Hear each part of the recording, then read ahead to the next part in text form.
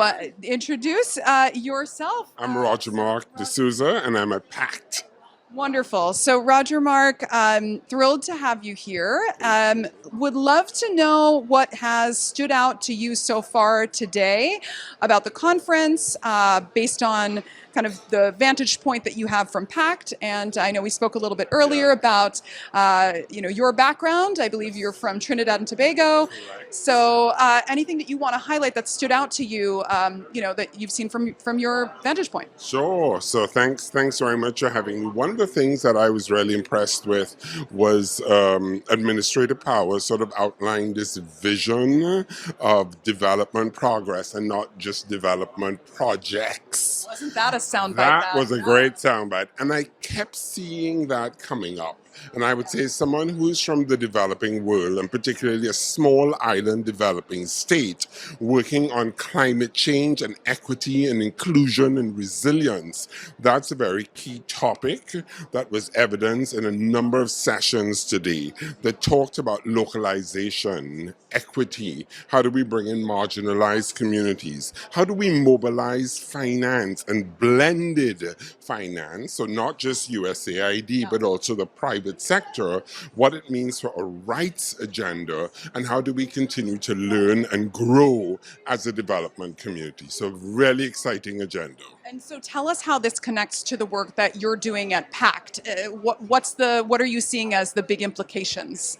Yeah, I am the Vice President of Sustainable Markets. So I oversee our programs and progress on environment, energy, livelihoods, and artisanal and small-scale mining. So that's a large agenda. It's all integrated with our work around equity, capacity development, and inclusion. But we start with communities and engaged communities. That's our starting point, that's our ending point, and that's the impact that we want to have. So that has come out throughout the conversations today. And what I appreciated is throughout our conversations, we talked about this at a systemic level. We talked about systems change and the enabling environment.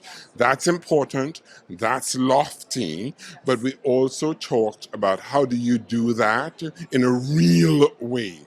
So you talk about localization, but back to contracting on the ground, what does that mean for implementation? So very practical, immense, lofty and important ideas, and how do we learn from that as a development sector?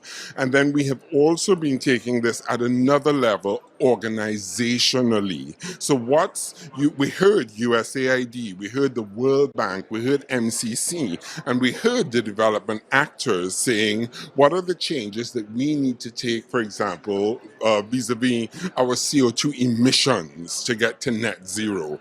How do we learn from the pandemic and really focus on diversity, equity, inclusion, and accessibility? What can we practically do? So we're having a systems discussion, we're having a development sector discussion, and we're having a discussion about real implementation at an organizational level. So it's good to see those different areas and circles overlap, and we talk about what are we learning and how do we sustain over a period of time. It's all together with SID's United States, so that broader agenda, and that's really important. I mean, this seems like this is a lot. I mean, this is a lot. This is a lot. So how about for you personally? How are you sorting through all of these different layers? I mean, and how is that playing out for you personally? I say personally, I just want to start by saying we are very fortunate and lucky to be able to meet in person. Okay, so let's recognize that we are privileged to be in a place where we can do that.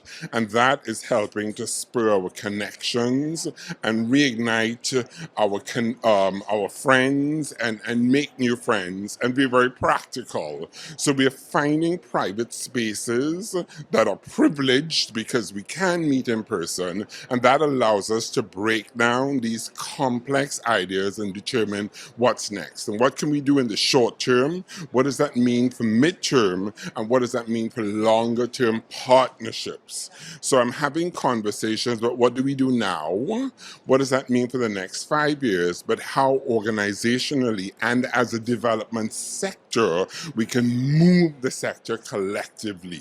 So it's breaking down those complex elements into what's manageable now, recognizing the privilege that we have to be able to meet in person, to be grateful for that, and to be mindful of our colleagues internationally who are not able to do that, and to continue to think about how we center their voices, their perspectives as we work in collaboration with them, and to recognize our privilege as Americans and when we need to step back, create the space and opportunity for others. So really important, critical, and exciting.